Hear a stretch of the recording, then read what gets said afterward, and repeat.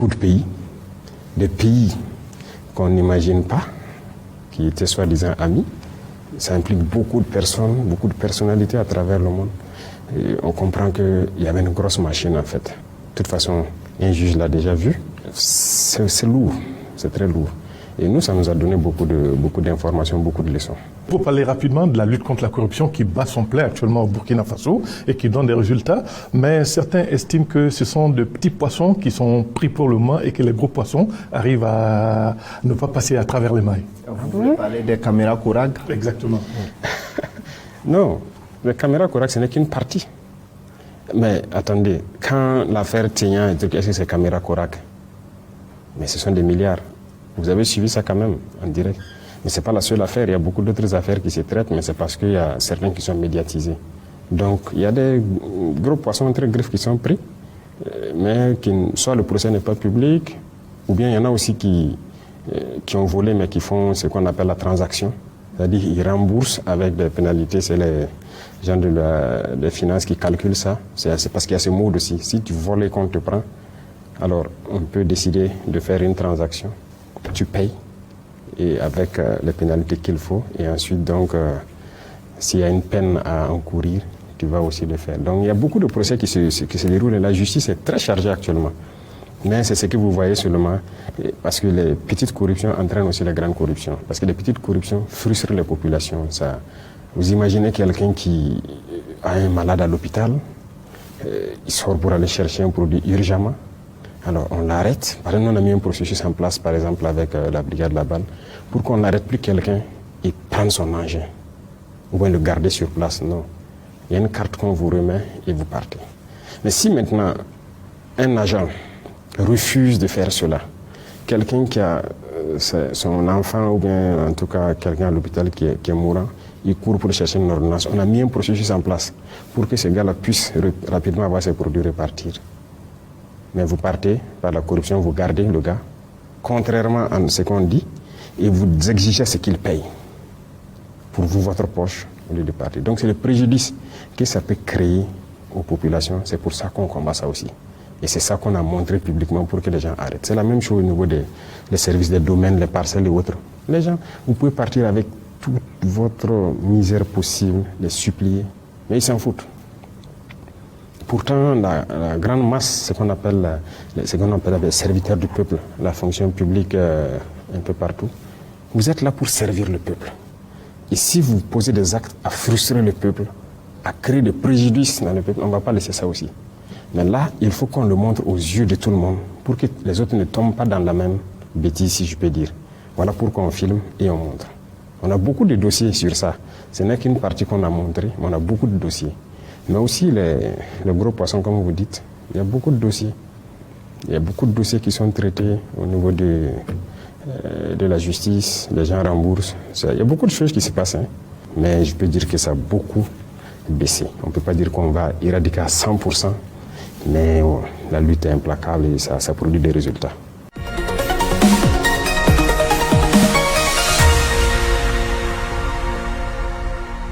Nous allons donc passer au troisième volet de cet entretien qui est consacré donc au volet économie et développement. Et on commence avec vous, Monsieur Yao. Excellence, le Burkina Faso a atteint des niveaux records en matière de mobilisation des ressources propres en 2025, avec plus de 2300 milliards, en dépit de la situation sécuritaire. Quels sont les leviers qui soutiennent cette mobilisation record? D'accord, merci. La première chose qu'il faut dire sur ça, c'est la ressource humaine.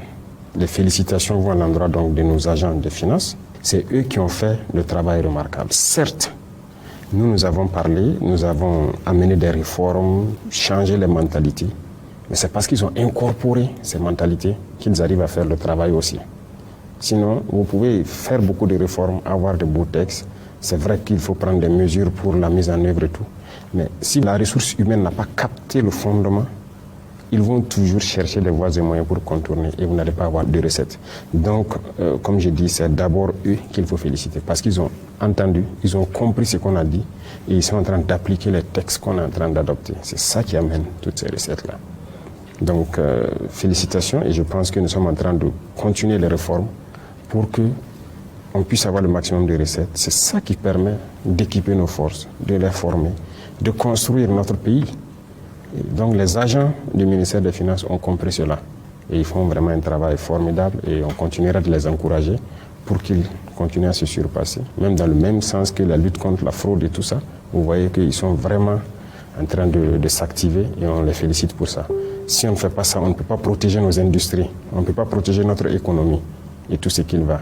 Donc, si ils s'étaient laissés aller dans les anciennes pratiques, on n'aurait pas pu atteindre ce niveau-là. Monsieur le Président, vous avez lancé un gigantesque projet, celui de construction de l'autoroute Ouagabobo. Ça semble être un projet auquel vous tenez. J'y tiens beaucoup et c'est pas, comme je l'ai dit, c'est pas la seule voie qu'on va faire. Mais l'autoroute Ouagabobo, si vous prenez la route de Bobo, regardez depuis 2 ans maintenant le nombre de malheurs qu'on a sur cette route. La route est très petite. Il y a trop d'accidents mortels. Tous les jours, il y a des accidents mortels sur l'axe. On a besoin d'une route. Nous, on a trouvé un projet qui existait, mais c'est 2x2. Et quand j'ai essayé de voir quelles sont les entreprises qui s'étaient proposées. D'abord, ce sont des entreprises étrangères. Et les coûts de réalisation, 300 km environ, 2x2 voies, nous étions à 1000 et quelques milliards, 1032 milliards le moins cher. Bon, moi j'ai dit 2x2, c'est déjà dépassé. 2x2, si un camion est en panne, déjà il stationne et puis bon, c'est fini. Hein.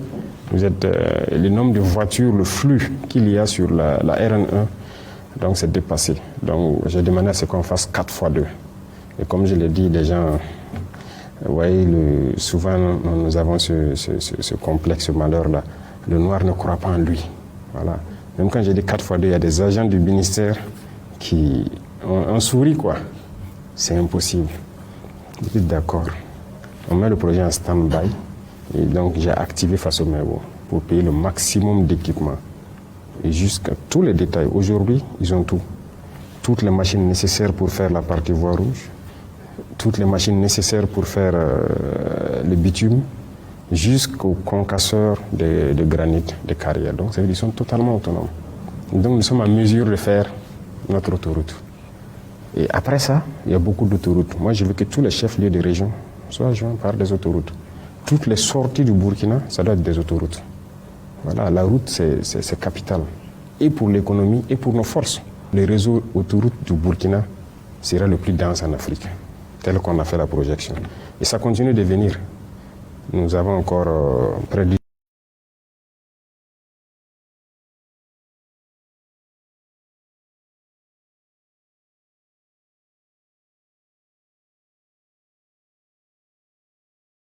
une dizaine de brigades qui doivent venir. Ce qui est venu ne vaut même pas 40% de ce qui doit venir. On va s'équiper sérieusement, faire un bon producteur d'or, ce qui est très important. Et aujourd'hui, vous avez constitué votre réserve d'or. Alors maintenant, Monsieur le Président, quelle est la perspective que cela annonce, la construction de cette réserve d'or? L'or est une valeur refuge, comme on aime le dire, avec les devises qui ne sont pas stables et tout. Et tout le monde est en train de chercher l'or pour faire une réserve, parce qu'on ne sait jamais. Vous savez, nous, on a connu une petite période en 2023 où on a voulu nous bloquer sur tout. Quand on a voulu payer des drones, nos transactions ne passaient pas. On a cherché des voies et moyens. Parce que, comme nos équipements, on est sorti du canal officiel d'envoyer les trucs à la CEDEAO pour avoir l'autorisation. Quand on dit CEDEAO, ce sont donc voilà, les Français qui sont là, qui donnent l'autorisation d'acquérir telle arme ou pas. Nous, on ne voulait pas passer par ce canal. Donc, nos transactions aussi ont été bloquées. Avec des arguments qui ne tiennent pas debout. Donc, on est là, la guerre est là. Et on veut des drones, on veut des armes, on ne peut pas. À un moment donné, c'était les hydrocarbures. Les transactions de la Sonavi ne passent pas au truc. Donc ce sont des sanctions indirectes pour nous étouffer. Et en ce temps, des diplomates sont venus donc nous dire qu'on a intérêt à se changer de truc, à rallier, parce qu'on ne pourra même pas payer les salaires d'ici mars. Ça veut dire 6 mois. On ne pourra pas parce qu'on ne maîtrise rien de l'économie, ils sont capables de trucs. Moi, je dis, il n'y a pas de problème. Attendez.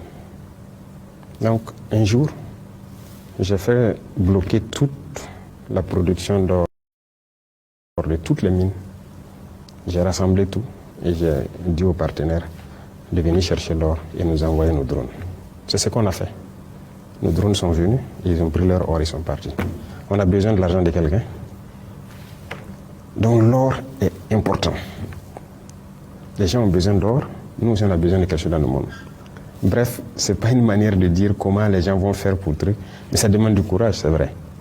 Mais c'est ce qu'on a dû faire pendant un temps donné, et les gens ont compris, bon, ils ont une manière de passer, ils ont dévié un peu. Et ces mêmes gens sont venus même pour payer l'or avec nous. La BCEAO, je veux dire. Donc l'or est très important, et je pense que chacun devrait faire une réserve d'or autant que possible. Nous, on ne maîtrisait pas notre secteur. On a vu les données, mais nous avons créé tous les mécanismes pour aujourd'hui, plus ou moins, maîtriser le secteur de la production.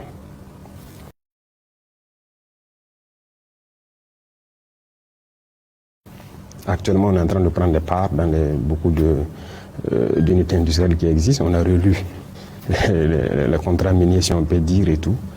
En tout cas, en bonne ambiance avec ces gens qui sont là, qui exploitent. Et le Burkina va tirer profit de son or. Parce que partout en Afrique, c'est ça le problème. Vous êtes les plus pauvres, vous êtes les derniers. Mais pourquoi? Il y a des pays qui ont le pétrole ici en Afrique. Vous partez dans les pays du Golfe, ils ont le pétrole. Ils sont plus développés, maudits. Il faut se poser des questions, les vraies, et changer. Mais si les dirigeants ne veulent pas changer et que les peuples aussi acceptent leurs conditions de misère, bon, qu'est-ce qu'on peut bien faire? Nous ne voulons pas voir notre peuple dans la misère. Nous n'avons pas de pétrole, certes, mais nous avons l'or, le peu que l'or peut faire, ou d'autres ressources. Nous allons l'exploiter à bon escient pour que notre peuple connaisse le bonheur. C'est ça qui est notre cheval de bataille. Il n'y a pas de raison que des gens ont l'or dans le monde, là, ils se développent, et non, alors en plus, ça ne développe pas. Donc, on a fait un bond considérable en matière de maîtrise d'or ces dernières années, et c'est satisfaisant, et on va continuer comme ça, jusqu'à reprendre le contrôle total de notre or. Voilà ce que je peux dire. Justement, Monsieur le Président, est-ce qu'on peut avoir une idée de la quantité qui constitue la réserve d'or du Burkina actuellement? Là, je ne peux pas vous dire ça. Ce n'est pas quelque chose qui se dit publiquement. Oui. C'est quelque chose qui se garde secret. Même les pays qui prétendent, on vous dit qu'il a combien de tonnes d'or, quoi. C'est pas vrai, la réalité, ce n'est pas ça. On ne vous dira jamais exactement. Parce que si on sait exactement quelle quantité d'or vous avez en réserve, ça veut dire qu'on connaît vos capacités d'échange et tout. On peut anticiper sur beaucoup de choses sur vous. Et puis, ce n'est pas qu'on a fait, on est en train de faire. J'ai dit au ministre, tous les jours que Dieu fait et que c'est possible de payer l'or. Donc chaque semaine, on continue de payer pour faire des réserves. Voilà. Et ça, c'est pour que quand on va vouloir traiter avec tout le monde, qu'on nous respecte. Voilà. Il ne faut pas que quelqu'un va croire que si lui, il ne vient pas faire quoi, nous, on n'est pas dans ce chemin. Si tu veux nous montrer que tu ne respectes pas, on te met de côté, on passe à autre chose. Donc on continue de faire nos réserves, c'est pour le respect dans les échanges économiques demain. Et ça, c'est très important. Vous avez inscrit votre gouvernance sous le signe du développement industriel. Et dans ce sens, beaucoup d'unités ont été lancées et d'autres viendront sûrement. Quelle est votre évaluation dans le domaine industriel? Oh, l'évaluation, je peux dire que c'est embryonnaire. Hein. On n'est qu'au début. Et je pense que je vais devoir me mettre à un exercice bientôt de communication avec mon peuple encore. Parce que les gens ne comprennent toujours pas. Les gens croient qu'une unité industrielle, c'est forcément de grandes structures et tout. Les jeunes peuvent créer des petites unités industrielles, mais très importantes. Vous voyez, par exemple, je prends, quand vous vous levez le matin, la petite cuillère que vous avez dans votre café là, qui fabrique ça au Burkina? Vous en connaissez? On ne peut pas fabriquer? Sûrement de petites machines qu'il faut payer et que les jeunes se forment un peu dessus et peuvent fabriquer. Ça fait une entreprise aussi, non? Il faut que nous regardions d'abord notre quotidien. Qu'est-ce qu'on fait tous les jours? Qu'est-ce qui est dans notre quotidien? Et c'est là-bas qu'il faut puiser des idées. Tout ce qu'on avait l'art d'importer. Et que les jeunes puissent dire, ok, ça là on importe, et on ne fabrique pas ici, ou on ne fabrique pas assez. Moi je vais me lancer sur ça. Monter un projet sur ça, chercher la connaissance sur ça, et nous allons essayer de les accompagner. Donc l'industrie, ce n'est qu'embryonnaire. On est au début. Actuellement, on a attaqué des secteurs qui nous permettent d'être un peu souverains. Parce que vous voyez, tout est importé ici. quand je parlais d'abord ce que nous consommons. Aujourd'hui, nous avons lancé par exemple la culture de blé. Et nous avons des usines qui font la farine de blé, et toute qualité de farine qui peut faire le pain, les biscuits et tout autre. Mais avant, on partait importer la farine. Quand on a interdit l'importation, les gens ont fait des usines, mais ils partent payer le blé et ils viennent transformer. Mais aujourd'hui, on veut cultiver le blé pour pouvoir le faire. Vous savez quelle masse d'argent on conserve? Et parallèlement à ça, il y a des usines on a aidé des gens à financer, qui vont ouvrir bientôt, qui vont fabriquer tout ce qui est pâtes alimentaires, des spaghettis, des trucs. Tout ça, on importe, non? Quand on prend nos pâtes, ça vient d'ailleurs. On ne fabrique pas ici. Mais ça, c'est notre consommation. Ça sera internalisé. Le riz, ça, on a déjà fait un bond incroyable. On cultive beaucoup, mais on a encouragé les gens à faire beaucoup d'unités de transformation. Il y a beaucoup de qualités de riz burkinabé aujourd'hui. C'est ce que nous consommons. Prenez le maïs, le couscous. On cultivait le maïs et on exporte brut. Ensuite, on part payer du couscous ailleurs et on vient inonder nos marchés. Là, ça ne va pas. Beaucoup d'unités ont ouvert, beaucoup d'unités qu'on est en train encore d'encourager. Si vous suivez l'actualité, c'est pour pouvoir transformer tout ça.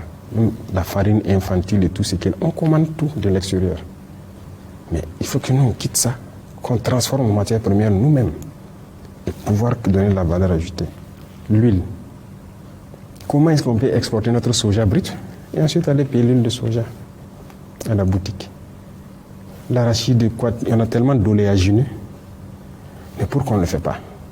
Il y en a même qui vont dire que bon, il y a des maladies, on a dit de payer l'huile de tournesol ou quoi.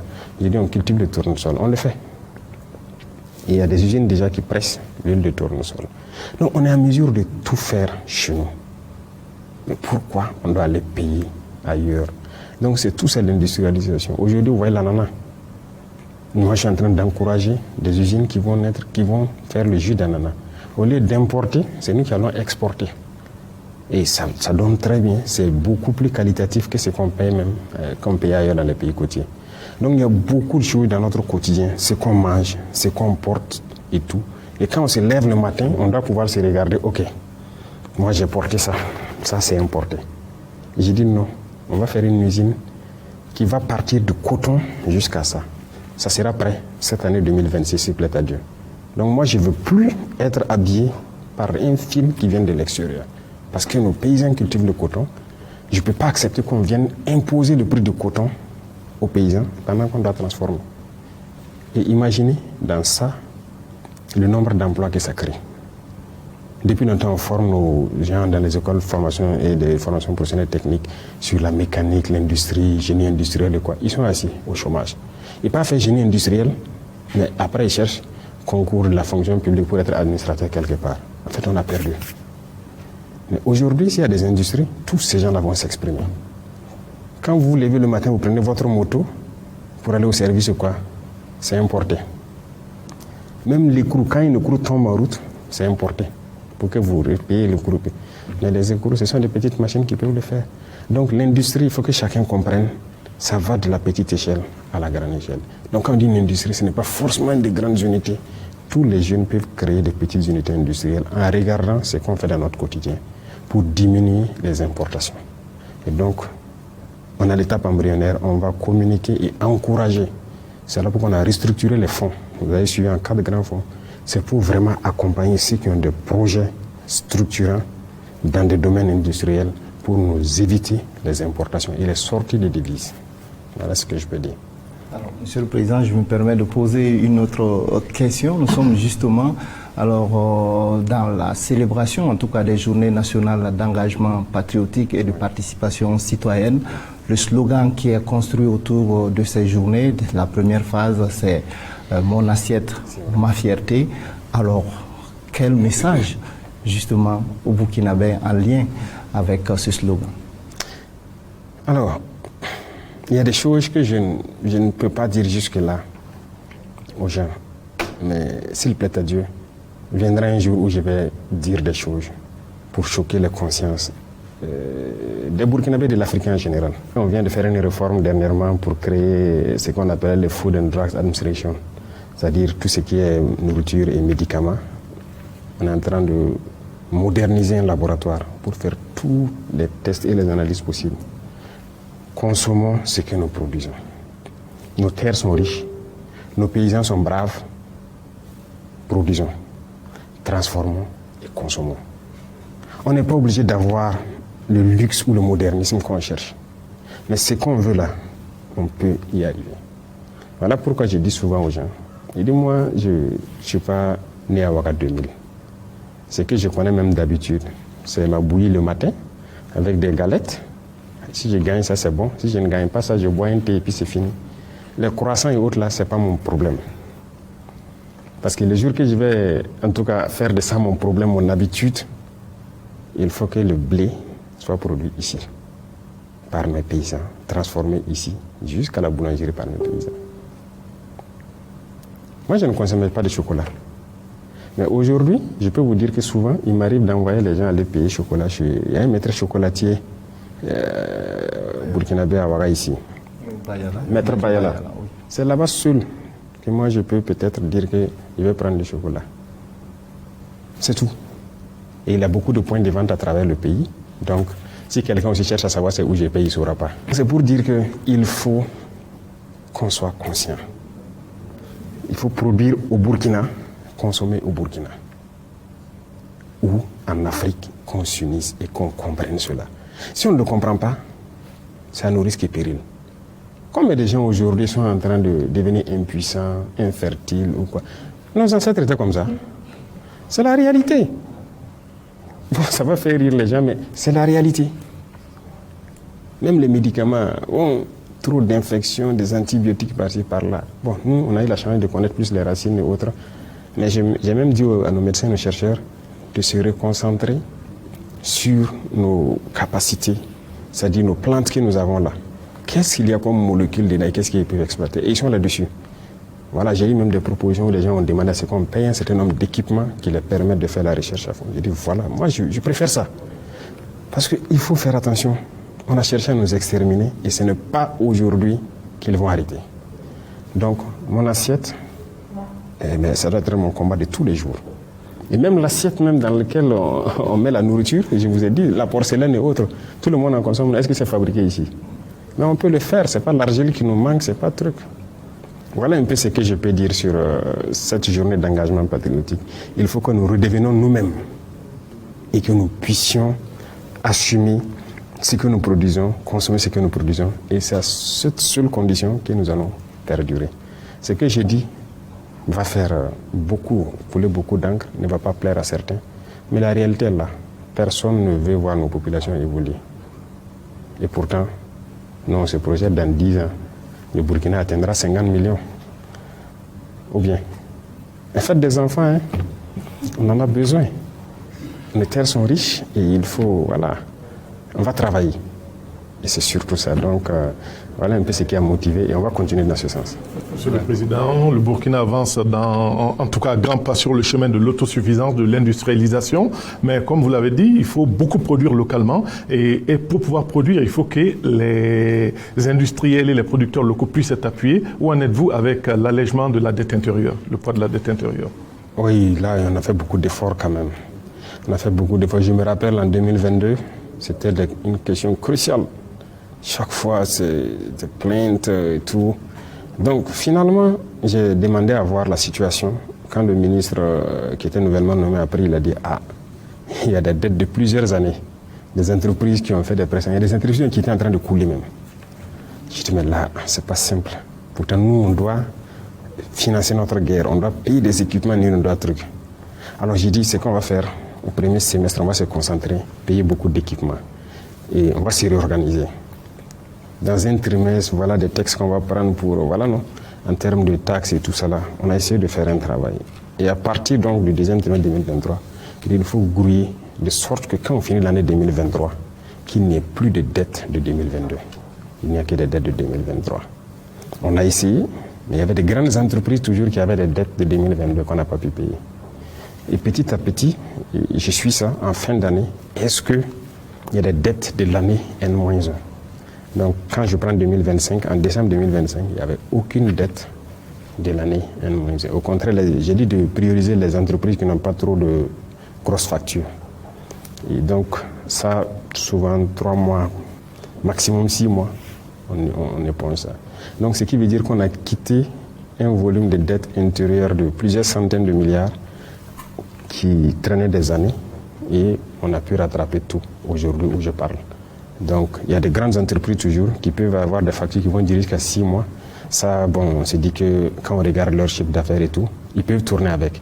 Mais on fait l'effort pour que les petites entreprises, il n'y ait pas de dette qui puisse traîner pour les permettre de fonctionner. Donc, de gros efforts ont été faits et on continue de suivre ça en tout cas pas à pas. Voilà. Alors, Excellence, l'énergie joue quand même un grand rôle dans le développement industriel. Cette année, on constate qu'il y a plus de délestage par rapport à l'année passée. Alors, des gens se posent la question de savoir qu'est-ce qui est fait pour mettre fin à cette situation. Alors, comme je l'ai dit, la souveraineté énergétique, on vient de très loin. Il y a beaucoup de choses qui sont faites. Mais regardez, on a lancé plusieurs projets cette année. Et nous, on espérait avoir tous nos groupes électrogènes avant janvier. Hein. Mais si vous avez constaté, il y a des groupes qui sont rentrés il n'y a même pas quelques jours. Hein, et ça continue de venir. Vous voyez, c'est les gros engins qu'ils transportent sur les longs ports-chars et trucs. Vous suivez souvent quand ça rentre. C'est pratiquement au pas d'un an que ça évolue. Pour quitter le port, même pour arriver à Ouagadougou, vous avez au minimum 1 mois. Ça avance à un rythme très lent. Malheureusement, c'est venu en retard. Il y a des groupes même qui sont toujours au port, qu'on n'a pas pu encore faire rentrer. Donc, même ceux qui sont rentrés aussi en février et mars, là, je ne vais pas vous mentir, on ne peut pas tout monter en si peu de temps. On était trop dépendants. On importait, c'est-à-dire la tendance était l'importation du Ghana et de la Côte d'Ivoire, plus de la moitié de notre énergie. Donc voilà pourquoi on a décidé de construire nos centrales nous-mêmes pour être autonomes. Et ça, c'est en cours. Et là aussi, comme je l'ai dit, il y a beaucoup de choses. Vous savez, des bateaux ont été déviés à un moment donné à cause de certaines situations de conflit. Et quelque chose qui devait venir en 45 jours, on se retrouve maintenant à 70 jours ou combien. Arriver au port encore, c'est de la gymnastique.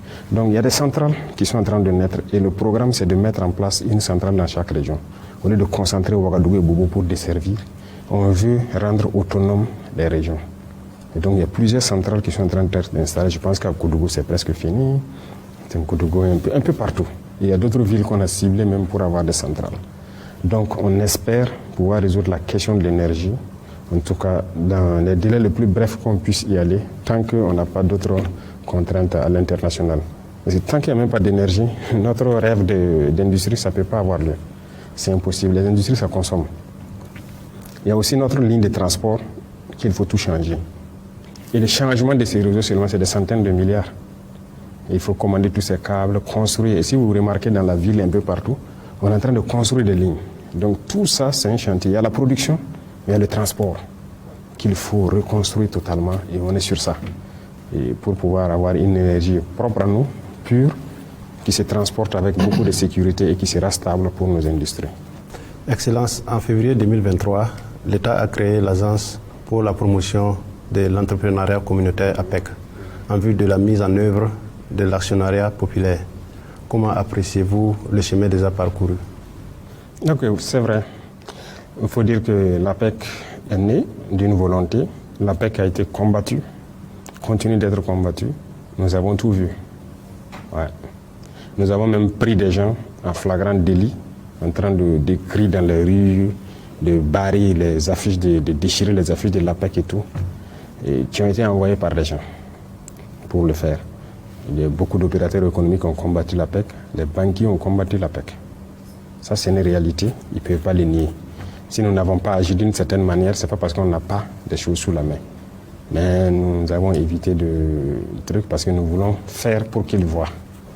Et donc, dans la communication, l'APEC a été sabotée aussi. Si déjà par des actes physiques, ils sabotent, ce n'est pas par la communication.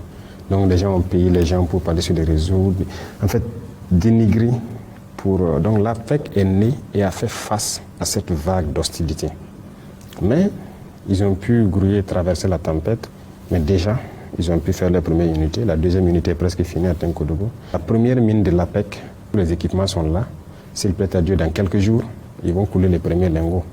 Parce qu'ils ont déjà extrait le minerai, ils sont en train d'installer l'usine. Et la deuxième mine va rentrer donc, en travaux dans peu de temps aussi. Et ainsi de suite, on va leur donner des unités semi-mécanisées. Ça leur permettra d'avoir de la rentabilité très vite, mais de réinvestir ça dans les unités industrielles. Vous avez vu qu'ils ont lancé l'unité de transformation de piments à Banfora et tout ça. Donc il y a un travail qui est en train d'être fait pour qu'ils puissent exploiter aussi l'or, mais aussi utiliser ça pour lancer plus rapidement des unités industrielles.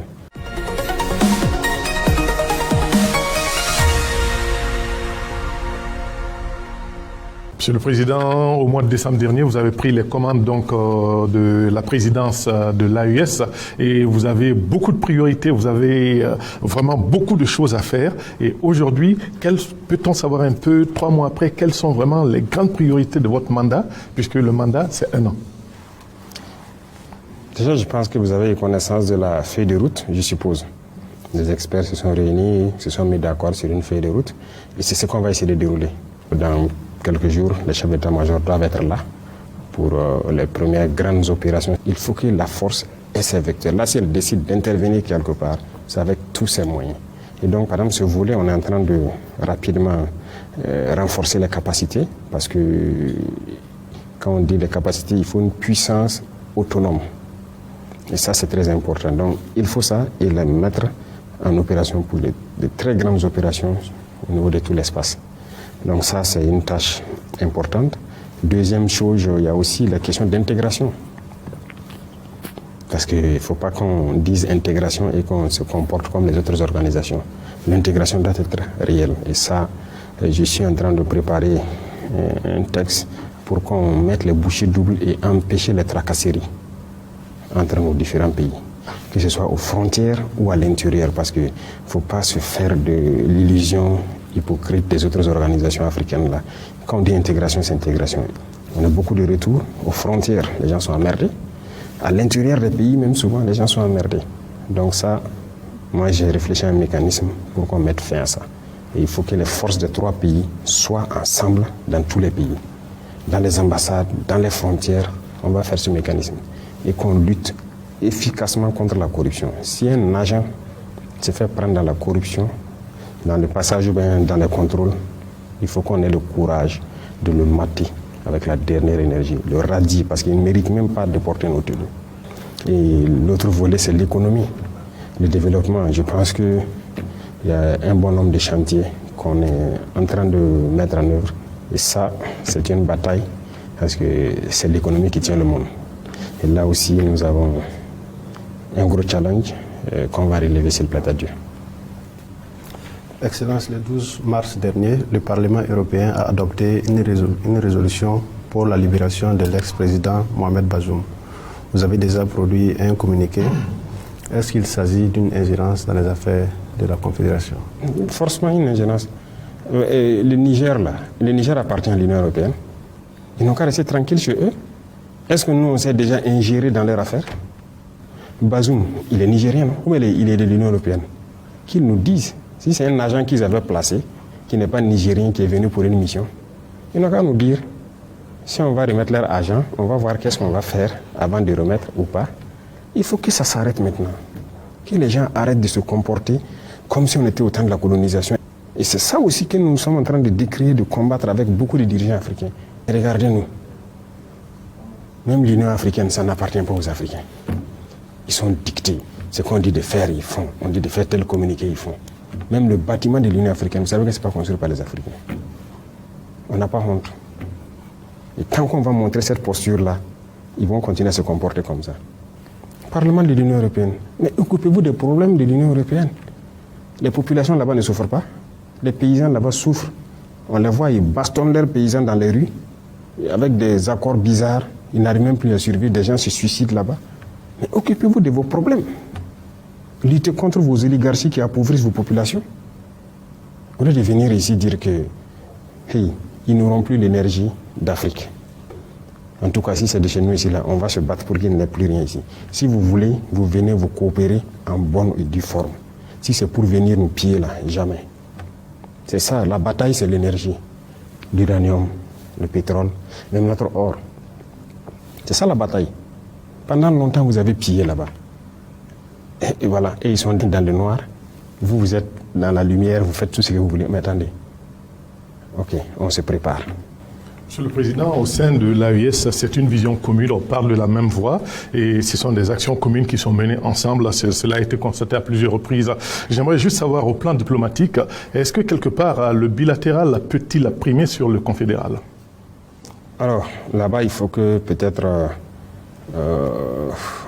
on soit un peu plus tranchant pour dire que c'est vrai, c'est une confédération.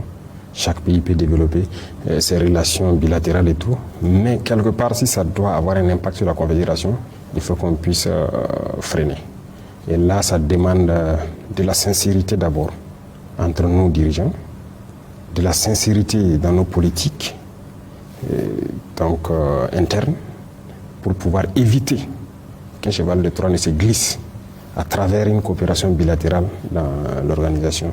C'est un sujet qui est d'actualité, que nous-mêmes nous sommes en train de... On se concerte là-dessus, et je pense que d'ici là, on aura une résolution très claire là-dessus, pour que le bilatéral ne prime pas sur le confédéral. Excellence, l'agence d'exécution de l'AES est aussi l'un des instruments les plus attendus. Alors, qu'en est-il, où en êtes-vous avec la mise en place de cette agence?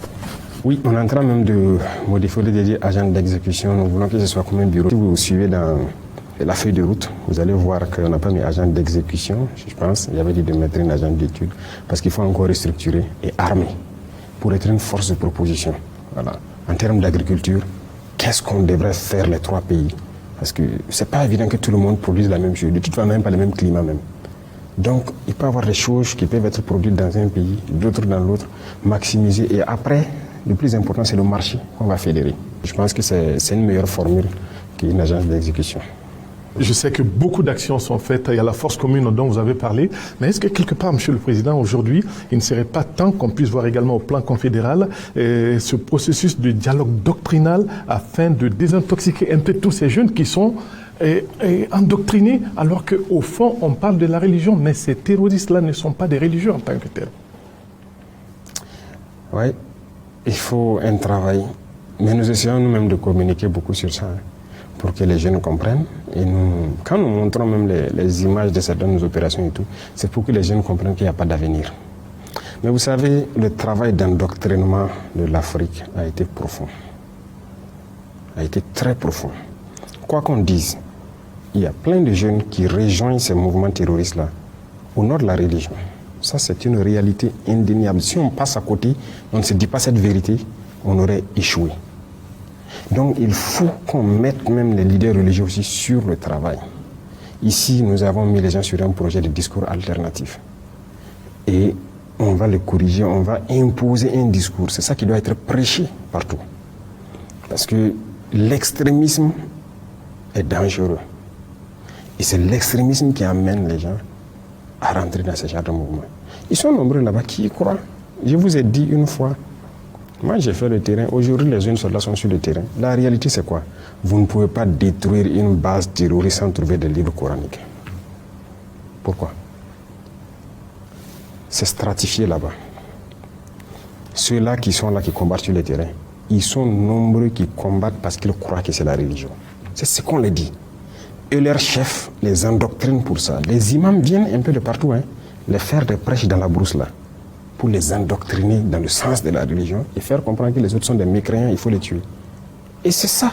Ils ont ces livres-là dans la brousse, ils lisent. Les autres sont des mécréants, il faut les tuer. Mais leurs chefs savent bien ce qu'ils font. Et ils sont bien couchés, bien lotis. Très souvent même, ce sont des gens qui font tout ce qui est contraire à ce que la religion même dit. Vous allez les trouver en matière d'adultère, ce sont les champions. En matière d'alcool, de drogue, ce sont les champions. Et leur travail, c'est politique. Ils savent ce qu'ils font parce qu'ils sont tenus par les impérialistes pour détruire nos nations. Et ils sont bien lotis. Leurs enfants, leurs familles sont bien gardés quelque part. Mais ils vont endoctriner ces idiots que j'appelle là, sur le terrain, là, ceux qui tiennent les armes là. Et ils croient vraiment que c'est la religion. Voilà pourquoi nous devons développer des mécanismes pour que les gens puissent prêcher à tout bout de champ, pour faire comprendre que ça, ce n'est pas la religion. Et ça, c'est impératif. Et je suis d'accord avec vous. C'est en cours. Il faut qu'on ait un document unique et que partout, on puisse prêcher la même chose. Peut-être que ça va aider certains qui sont convaincus de cette chose-là, de freiner et de ne plus aller vers ça. Parce que même dans nos villes, c'est pas rare de croiser des jeunes qui trouvent que vous n'êtes pas un croyant, vous êtes un mécréant. Et tellement ils vous méprisent, il a même envie de vous tuer. Et il se dit dans sa tête que s'il vous tue même, il part au paradis. Des gens comme ça, ils sont prêts à prendre les armes, tuer soi-disant des mécréants. Mais il a été endoctriné. Donc c'est le travail inverse qu'il faut qu'on fasse. Donc en tout cas, nous on est en train de travailler là-dessus pour avoir un document. Et chaque fois que les gens doivent prendre la parole, prêcher et tout, ils doivent pouvoir prêcher pour désarticuler un peu leur discours. Et là, je pense que ça peut faire aussi une avancée dans le recrutement dans les groupes terroristes. Oui, Monsieur le Président, peut-être une dernière question sur ce volet, avec ce qui se passe aujourd'hui au Moyen-Orient, notamment au détroit d'Ormuz.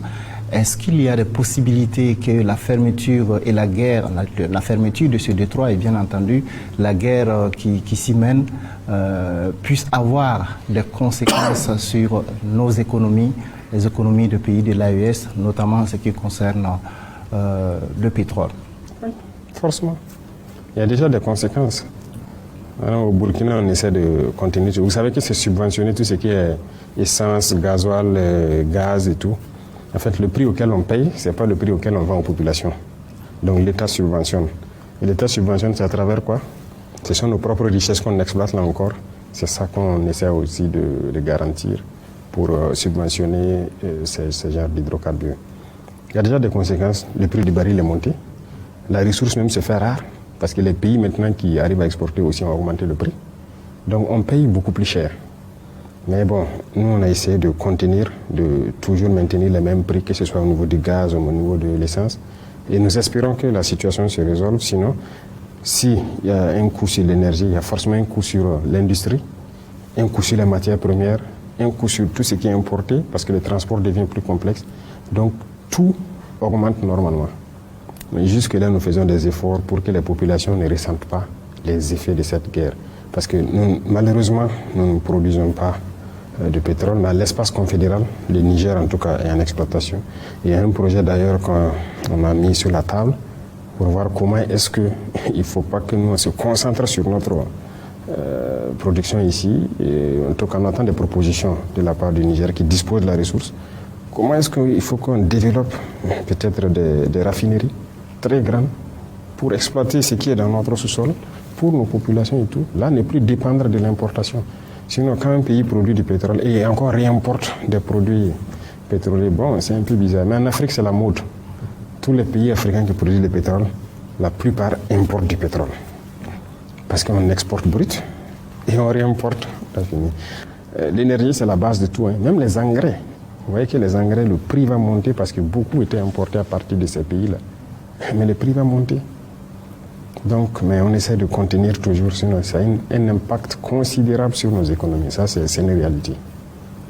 D'accord, vraiment merci Monsieur le Président. Donc nous sommes au terme de ce premier tableau, si je peux m'exprimer ainsi. Merci à vous, donc chers confrères, donc pour toutes les questions donc adressées au chef de l'État. On va vous permettre donc de vous retirer pour permettre donc à la deuxième équipe qui constitue le deuxième tableau de s'installer.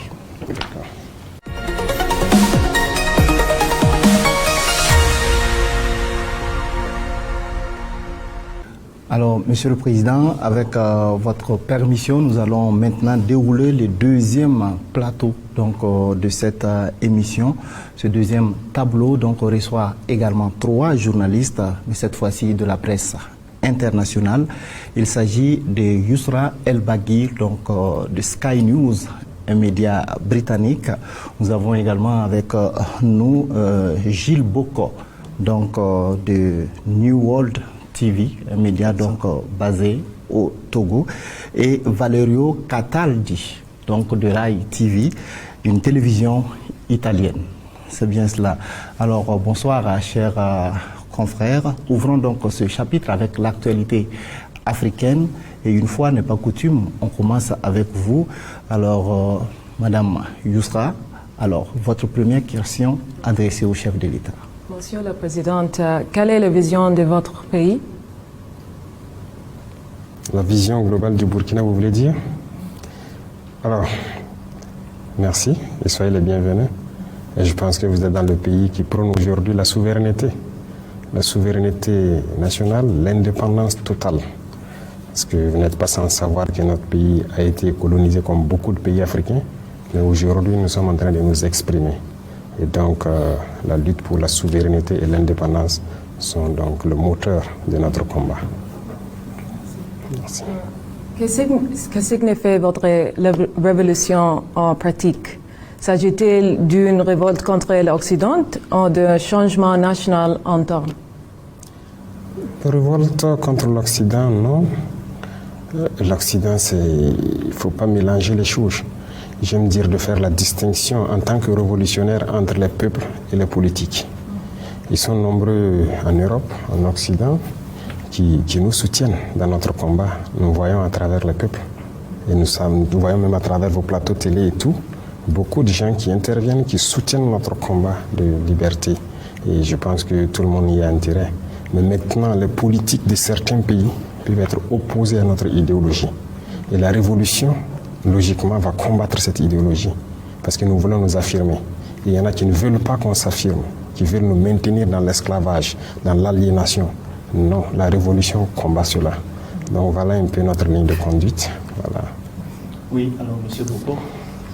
La première question, comment définissez-vous la contribution spécifique du Togo à la consolidation de l'Alliance des États du Sahel? Considérez-vous le Togo comme un partenaire stratégique de cette nouvelle architecture, bien qu'il ne soit pas membre de l'AES? Le Togo est un pays, en tout cas je tenais à remercier beaucoup le peuple togolais et leurs autorités. Je peux dire que le Togo est un partenaire plus que stratégique. Moi je ne parle pas de partenaire stratégique, je parle de pays, de frères. Parce que lorsque des gens cherchent à vous étouffer, à vous tuer, et qu'un frère peut vous aider, je pense que la fraternité ne dépasse pas cela. Et pendant des moments difficiles, le Togo a toujours pris sa position. Et jusqu'à aujourd'hui, le Togo a sa position, sa ligne de conduite qui soutient l'AES. Et donc c'est un pays frère, c'est plus qu'un partenaire. Voilà ce que je peux dire. Et le Togo a posé beaucoup d'actes, que ce soit sur le volet économique à travers donc la route maritime, certes, mais même dans le volet de la défense. Le Burkina Faso, par exemple, et le Togo, nous avons une coopération très étroite dans la lutte contre le terrorisme et tout. Et ça, il faut s'en féliciter. Nous sommes au-delà de ce que les gens peuvent imaginer, je le disais souvent. Aujourd'hui, les deux armées, les réponses les unes envers les autres et les planifications ne sont plus au niveau étatique. Ce n'est pas comme avant quand un avion au Burkina doit intervenir ou bien un avion togolais doit intervenir. Il faut qu'on appelle jusqu'à la présidence, avoir les autorisations de traverser les frontières. Non, c'est au niveau local. Ce n'est même pas l'état-major, c'est carrément au niveau local. Donc les forces cohabitent et tout. Donc vous voyez que c'est un partenariat exceptionnel. C'est de la fraternité, c'est tout ce qu'on demande. Et ce partenariat s'est renforcé, peut-être sans doute avec l'extradition de l'ancien président Paul-Henri Sandaogo Damiba. Oui, renforcer, c'est trop dit. C'était déjà fort. Ce n'est qu'une suite logique. Le Togo ne peut pas être en fraternité avec nous et laisser sur son sol quelqu'un qui cherche à détruire ses frères. Donc c'est nous qui avons souhaité que le Togo le garde depuis longtemps, sinon ça n'a pas commencé maintenant, mais à un moment donné, avec des preuves assez accablantes, donc les autorités togolaises ont décidé de le renvoyer pour qu'il ne soit pas un obstacle à notre avancée. Donc ça aussi c'est à saluer. Vous l'avez déjà rencontré depuis son extradition en tête à tête? Pourquoi? Non, je n'ai pas à le faire. Il est entre les mains de la justice, il entend des tout. Je ne l'ai pas fait. Excellence, on dénombre moins 5 tentatives de coup d'État contre vous. Qui veut vous tuer et pourquoi? Vous avez dénombré 5, il y en a beaucoup plus. Il y en a beaucoup plus, c'est ce qui est peut-être dévoilé.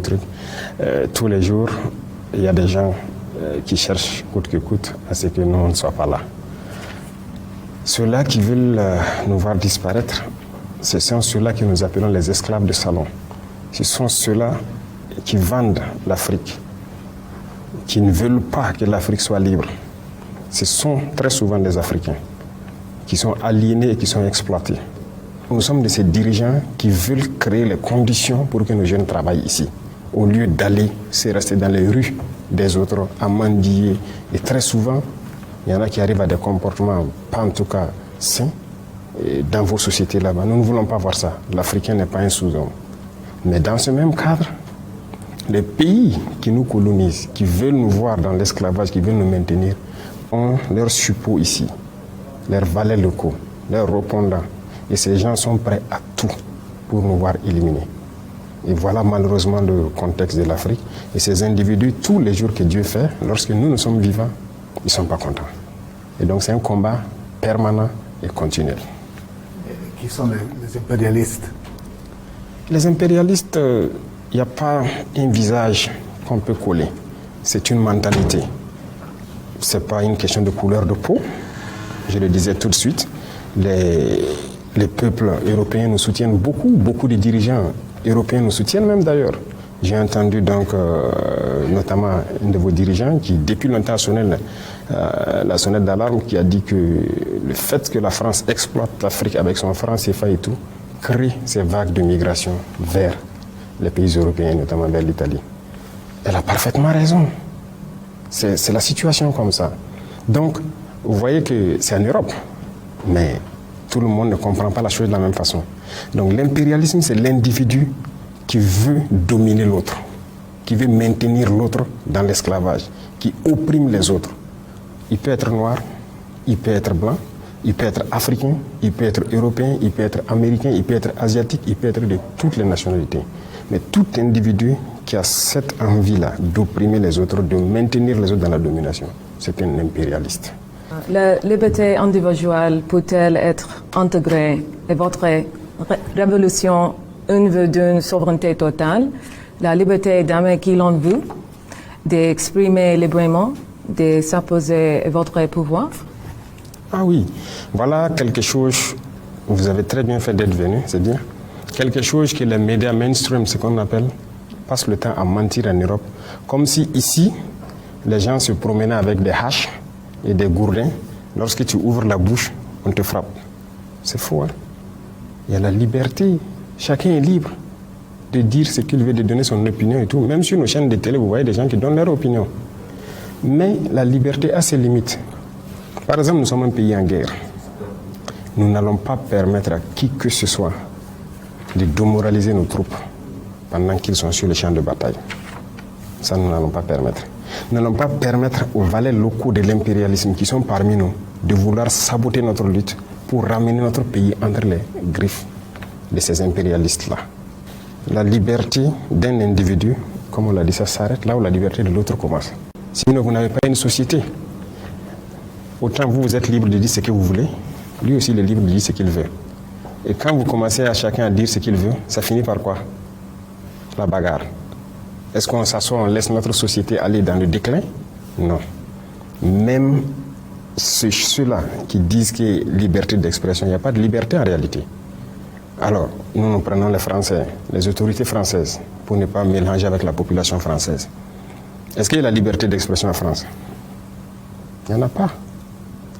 Si vous ne vous alignez pas dans l'idéologie des autorités, on vous chasse sur le plateau télé, il y a des journalistes qu'on chasse, ou bien on a vu Alain Foucault, dernièrement les Claudicia, qui ont été chassés des RFI. Ce sont des journalistes, non? Qui ont vécu des décennies dans la radio. Pourquoi on les cherche? Leur opinion. Donc il n'y a pas de liberté d'expression là-bas même. Regardez aujourd'hui les guerres qui se passent. Est-ce que vous êtes fou en tant que journaliste, aller faire un certain reportage, ça ne va jamais passer. Quand la guerre Russie-Ukraine a commencé, on a cherché beaucoup de médias russes en France. C'est ça la liberté d'expression? Non. Chaque liberté a ses limites. Quand les paysans, les gilets jaunes et autres sont sortis, on les a bien tabassés. Ils ont voulu exprimer leur opinion pour dire à l'État, il faut une certaine politique pour que nous aussi nous puissions vivre. Nous, ici, nous, on prend soin de nos paysans. Non, nos paysans n'ont jamais marché, qu'on les a tabassés. On prend soin d'eux, on fait tout ce qu'on peut pour qu'ils puissent cultiver tranquillement, donner le meilleur d'eux-mêmes. Mais ailleurs, ça ne se fait pas. Mais ce sont ces pays-là qui sont dans des tribunes en train de dire pays de liberté. C'est faux. C'est tous des dictateurs. Leur liberté, c'est vis-à-vis de l'Afrique. Donc, il faut relativiser la liberté. Ici, nous sommes plus libres que eux. Beaucoup plus libres. Alors, derrière les tentatives de déstabilisation que vous évoquiez tantôt, il est souvent dit que les mains de certains pays voisins se cachent derrière pour appeler un chat, le Bénin, la Côte d'Ivoire. Est-ce que les relations ont évolué avec ces pays voisins? Est-ce que vous êtes prêts à une désescalade et à quelles conditions, camarade président? Ça ne dépend pas de nous. C'est eux qui ont lancé l'hostilité. Je vous rappelle quelque chose. Quand nous sommes arrivés, nous n'avons pas de problème avec quelqu'un. On a communiqué avec tout le monde, on a fréquenté tout le monde et tout. Mais c'est un jour, par exemple, j'étais assis. Le ministre de la Défense me dit que les Ivoiriens ont envoyé une note de retirer tous leurs élèves de nos écoles. L'académie, le PMK, l'ENSO, vous voyez. Mais je dis, mais il y a quoi? Et puis ils retirent tous leurs élèves officiers et sous-officiers et tout. Aucune explication. Il dit, mais préparez donc à la réciprocité pour faire venir nos enfants, parce qu'on ne sait pas qu'est-ce qu'ils ont derrière la tête et qu'ils font cela. Voilà le point de départ. Le premier acte posé par les Ivoiriens. Nous aussi, on a fait rentrer donc nos élèves et on a laissé partir les élèves. Et petit à petit, on a commencé à voir les actes d'hostilité vis-à-vis de nous. Pas de souci. On prend le Bénin et autres. Nous, on n'a pas provoqué quelqu'un. Mais on a tous vu, quand encore ils ont voulu transporter une guerre dans notre région, mais qui était au devant?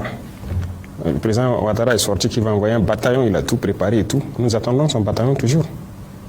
Le président Bénin a dit qu'il faut la force, ils vont faire la force, ils vont faire la guerre. Nous attendons. Nous sommes prêts à faire la guerre aussi. Il n'y a pas de désescalade possible tant que les mentalités sont comme ça. Celui qui cherche, il va trouver. Donc ce n'est pas nous qui avons commencé. Si les gens ne sont pas assez intelligents pour laisser encore les impérialistes venir les dire « tuez-vous entre frères noirs », qu'on y aille. Si c'est la solution pour atteindre l'indépendance, nous sommes prêts. Mais personne ne va nous asservir encore. Nous sommes prêts à cela. Nous nous battons. Nous nous battons déjà. Parce que le terrorisme, c'est une manifestation de l'impérialisme. Donc, ne parlez pas de désescalade tant que la mentalité n'a pas changé. Il y a des gens, chaque mois ou chaque 2 mois, il faut qu'ils courent aller à Paris, aller prendre les ordres. Et revenir pour appliquer. Ils ne sont pas libres. Ils ne sont pas libres. Nous, par contre, personne ne nous dicte ce qu'on doit faire. On gouverne en fonction de nos populations, du besoin de nos populations. Nos populations ont besoin d'eau, on fait tout pour donner l'eau. Ils ont besoin d'avoir l'autosuffisance de manger à leur faim, on fait tout pour cela. Ils ont besoin de sécurité, on se bat pour leur donner la sécurité. Ils ont besoin de routes, de développement, c'est ce qu'on se bat pour faire. Mais nous ne partons pas chez quelqu'un, aller prendre des ordres, il faut donner le marché de route à telle entreprise, donne tel truc à telle entreprise ou quoi. Ce sont des esclaves en fait. Et eux, tant qu'ils seront dans cette mentalité, oubliez les désescalades. Au contraire, ça va aller de mal en pis. Tant qu'ils seront dans cet esprit. Voilà ce que je peux dire. Il est droit de l'homme, Monsieur le Président. Organisation internationale, on vous a accusé de réprimer la presse indépendante et la société civile. Y a-t-il une place pour les droits de l'homme au Burkina Faso? Il y a les droits de l'homme au Burkina, c'est quoi ils appellent les droits de l'homme? Mais moi je ne sais pas ce qu'eux ils pensent. Vous savez, personne ne va venir ici financer des gens, les endoctriner pour détruire nos pays. Ça n'aura pas lieu. Vous savez, il y a combien d'ONG au Burkina? Vous pouvez imaginer, faites des recherches. C'est même pas des centaines, hein. C'est beaucoup. Je ne vais pas vous donner de nom. Faites des recherches. Cherchez chaque ONG fait quoi. Vous croyez vraiment que c'est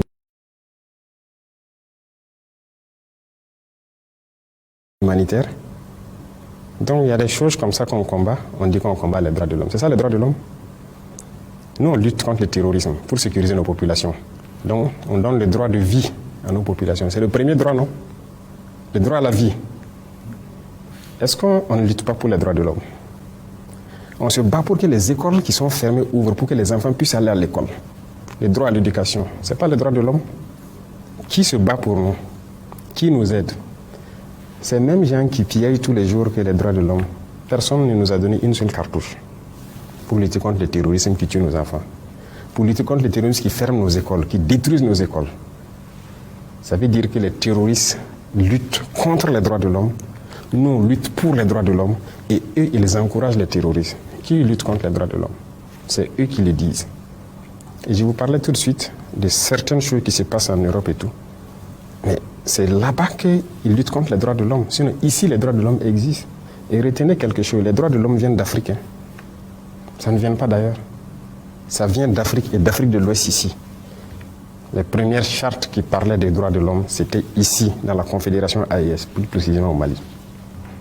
La charte de Kouroukanfou. Kouroukanfou.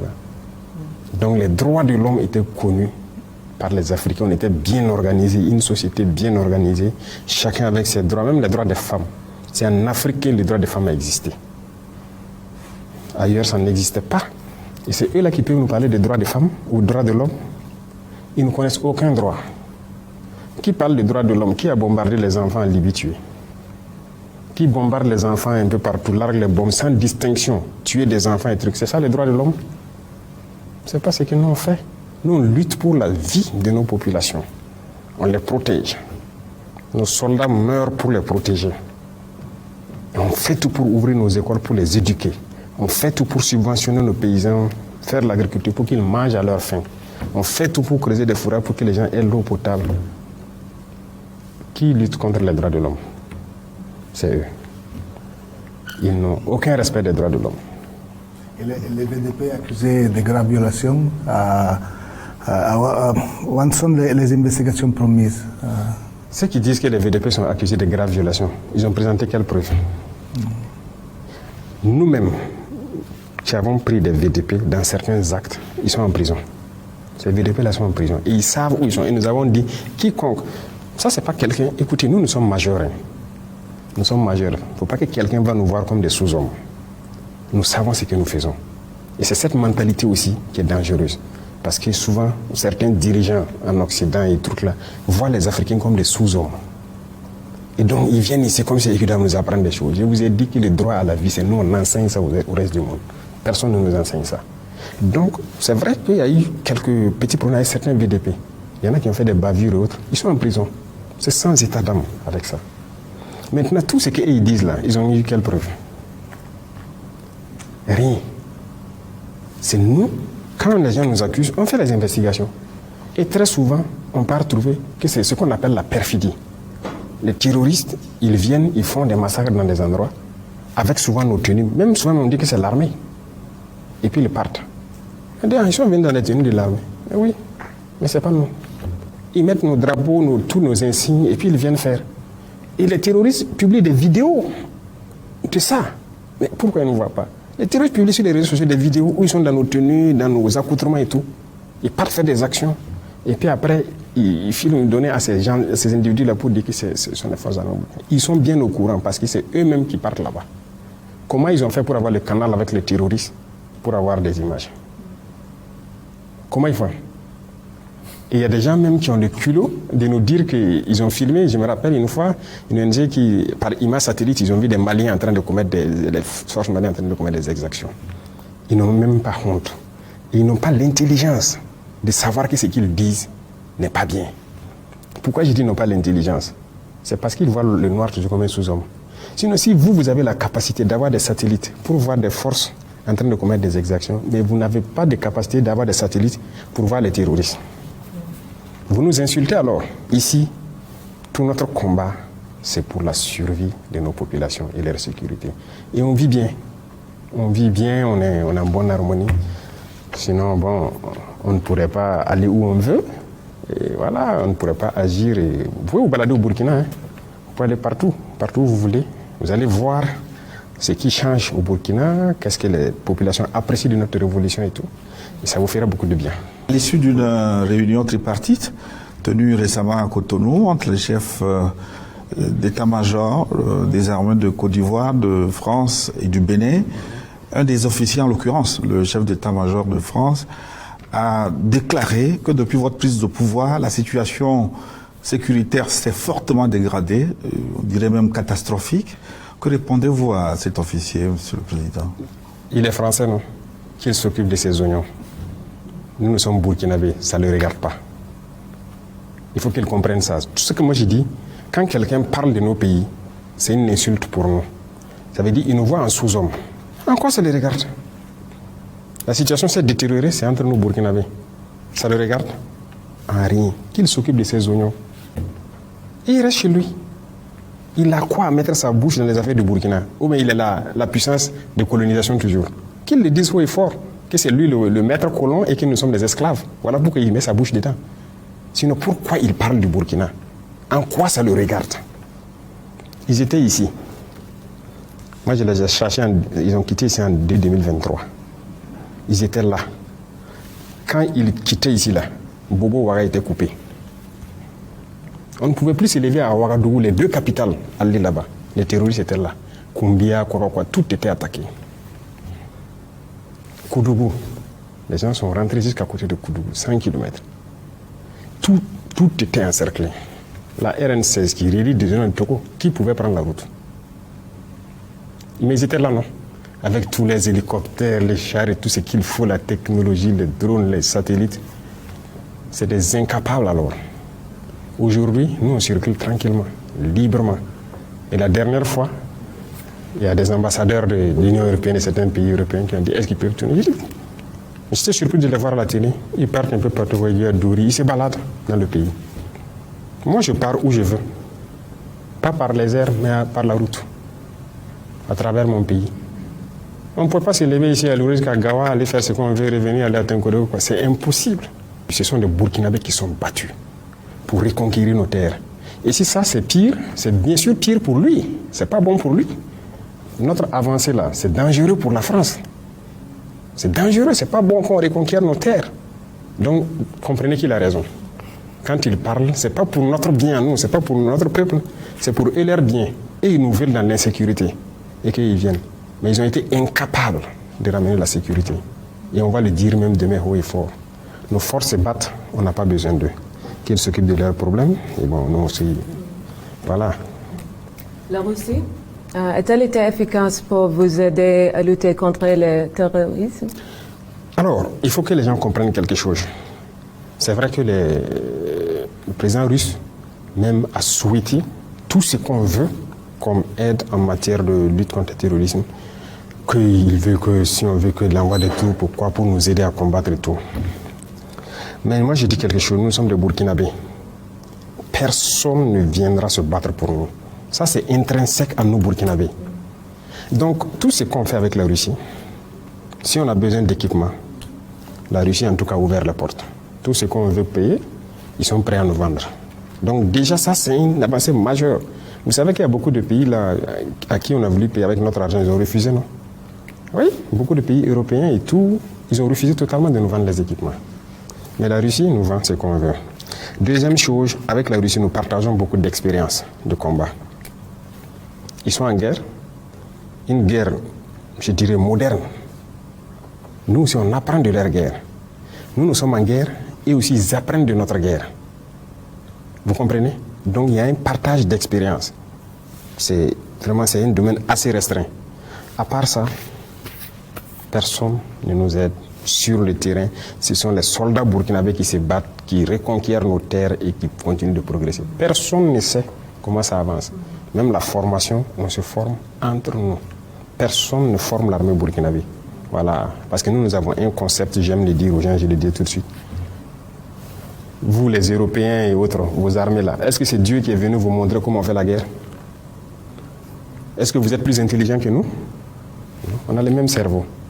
Donc nous aussi, on va développer la guerre avec notre guerre que nous avons. Personne ne vient nous former. Et personne ne sait faire mieux cette guerre que nous. Ça, je peux vous le dire. Si des armées européennes viennent ici affronter les terroristes dans nos conditions, ils vont mourir. C'est nous qui connaissons cette guerre, c'est nous qui la menons, c'est nous qui nous formons à faire cette guerre. Et il faut que les Africains arrêtent de croire que, comme si Dieu a envoyé un Messie pour apprendre aux autres comment faire la guerre, et c'est eux qui doivent venir nous apprendre. Pourquoi? On peut payer un équipement chez vous, qui est technologique, vous venez nous apprendre à utiliser l'équipement. Après ça, vous partez. C'est ce qui se passe avec les Russes, les Chinois, les Turcs, vous voyez, des drones, certains équipements avancés. Quand on paye, ils viennent, mais c'est généralement quelques mois, ils nous apprennent à utiliser l'équipement, et puis après ça, le contrat est fini, chacun rentre chez lui. Mais sur les champs de bataille, c'est burkinabé. Ce sont nos terres, et c'est nous, on va se battre pour nos terres. C'est ça la logique. Je vois, Monsieur le Président, mais plus de 60% de Burkina Faso, soit la majorité du pays, est contrôlée par des djihadistes. Cette approche fonctionne-t-elle? Qui a dit ça, hein? C'est vérité. Ah oui. C'est les D'accord. femmes. Après ici, vous prenez partout où vous voulez sur la carte. En ligne, print, Là? en ligne. En ligne. En ligne, vérité, le fait. Peut-être regarder des informations sur Internet. Ah oui. où on peint- Voilà, c'est ça. Ce sont les mêmes là.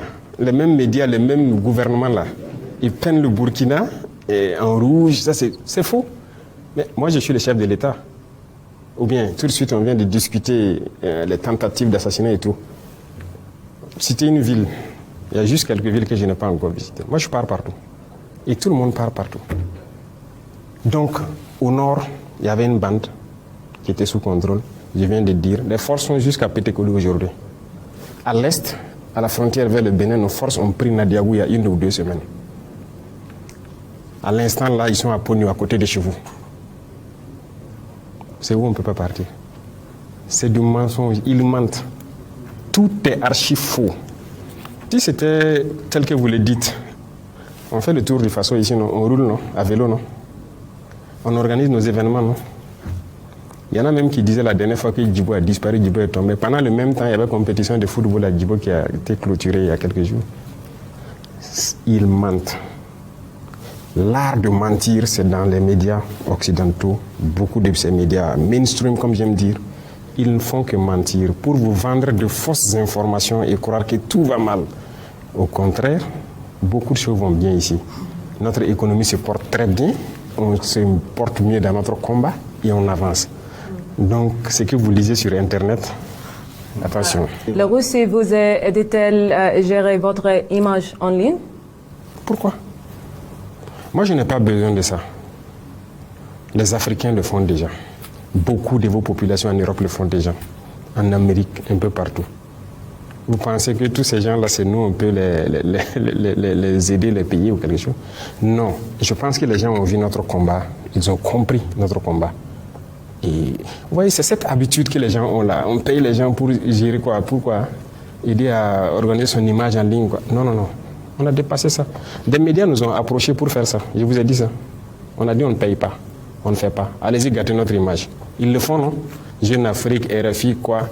On ne va jamais payer pour ça. Avant, ça se faisait. Et là où même on faisait payer, j'ai fait fermer tout. On ne paye plus rien.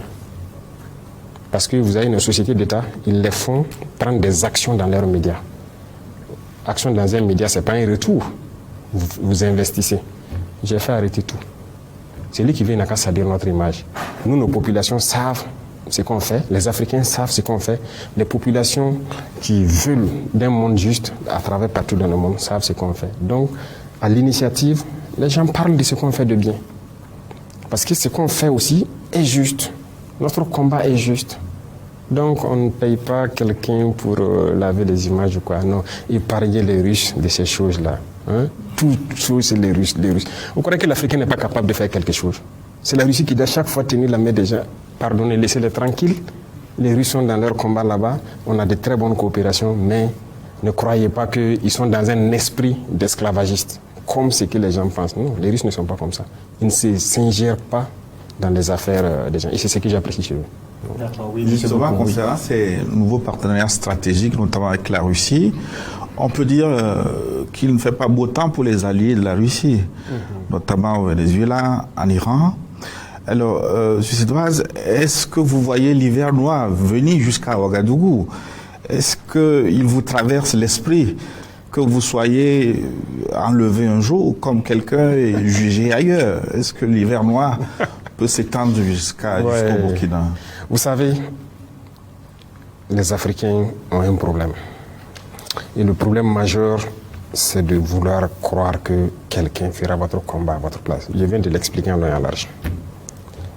Nous, comme ça, dès le début, je vous ai dit, on a eu toutes les propositions, pas de la Russie seulement. Hein. Beaucoup de pays nous ont proposé d'envoyer des troupes pour nous aider et tout. Nous avons dit non. Non et non. Parce que j'ai conçu une mentalité chez les chefs militaires et tout. Notre combat, c'est nous d'abord. Notre sécurité, c'est nous d'abord. personne ne viendra le faire à votre place. Si quelqu'un vient le faire, ce ne sont plus vos terres de 1. Si quelqu'un doit assurer votre sécurité pour vous, ce n'est pas votre sécurité, on vous tient. Et si vous devez apprendre à faire la sécurité autour de vous par quelqu'un, ça veut dire qu'il connaît vos procédures, il connaît tout. Vous comprenez? Et si vous faites une alliance, croire qu'en cas de cas, ah ouais, c'est l'allié qui doit venir se battre, vous avez tout faux. Et moi, je passe le temps à le dire. À ceux qui sont proches de moi ou à ceux qui sont loin, il faut compter sur soi d'abord. Et quand vous comptez sur vous-même et que vous développez votre outil, vous n'avez pas peur a priori. Donc ça, c'est très important. Donc on ne compte pas. S'il y a des alliés de la Russie qui ont compté sur la Russie pour des événements, c'est leur problème. Moi, je ne compte pas sur s'il y a un événement particulier ici, qu'aux premières heures, la Russie soit là ou pas. Non, je ne compte pas sur ça. Le seul soutien que la Russie peut apporter, quand je vais payer quelque chose pour me défendre, qu'il accepte mes vannes. C'est tout. Mais on ne demande pas à des alliés de venir se battre pour mourir pour vous. Pourquoi? Vous n'êtes pas des humains? Mais si vous réagissez comme ça, c'est comme vous mettez en humain de seconde zone. C'est-à-dire que vous n'êtes pas des humains au même titre que les autres.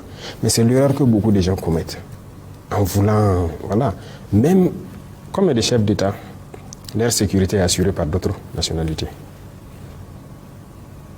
C'est pas sérieux. Deuxième chose, combien de chefs d'État, quand c'est leurs propres hommes qui assurent, ils les envoient former ailleurs.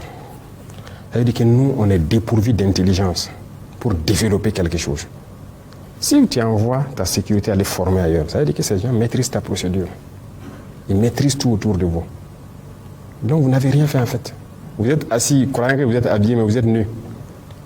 Donc il y a beaucoup de choses. Je ne peux pas tout détailler ici. Il y a tellement de choses qu'il faut que les Africains prennent en compte et que certains aussi prennent en compte. Écoutez, nous on aime dire depuis les villages, quand on te lave le dos, grouille pour laver ta face aussi. Donc il y a des alliances stratégiques qui permettent à ce que vous soutenez dans certaines sphères. Le reste là, il faut pouvoir développer vous-même. C'est comme l'industrie militaire. On est là en Afrique, on est assis. Moi je dis oui, on a payé urgemment des équipements pour contenir notre menace et faire notre guerre. Mais vous croyez qu'on va continuer comme ça? En tout cas pas le Burkina. Parce que notre mentalité est différente. Désormais, nous allons produire l'équipement militaire. Pour nous, ici les gens veulent, on va les vendre. Parce que je suis convaincu d'une chose, on a des cerveaux aussi, on réfléchit, on n'est pas bête.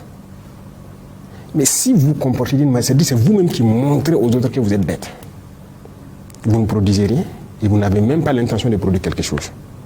Vous ne développez rien, que ce soit tactiquement ou techniquement, vous partez toujours vous adresser aux autres.